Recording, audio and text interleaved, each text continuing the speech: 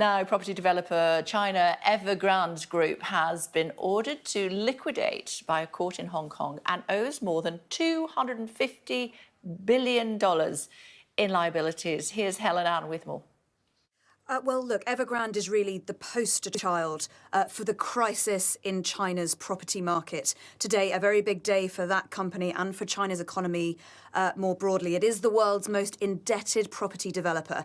It was once extremely successful here in mainland China, but it followed this model of excessive growth that China followed for many years. Lots of borrowing, vast building, until a couple of years ago, China's government became quite uncomfortable about the huge amount of debt these various property companies had accrued, and essentially said enough's enough, and companies like Evergrande ended up defaulting on these huge debts. Now, this court case was brought in a court in Hong Kong by Evergrande's foreign investors, and it's been rumbling on for a while now, over a year and a half, essentially Evergrande repeatedly able to buy more time. But today, a judge in Hong Kong essentially said, enough's enough. You have not brought forward good enough restructuring proposals, and we're going to move to put a liquidation order on you. It essentially means all of Evergrande's assets can be seized and the money paid back.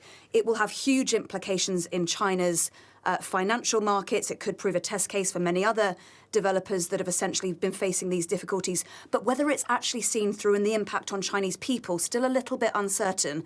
And that's because, although, of course, Hong Kong officially part of China, the jurisdictional sort of complications in the one-party, two systems, Beijing could opt to ignore it, meaning that it's prioritising essentially the many Chinese people who have not had homes delivered by this huge company that essentially went under.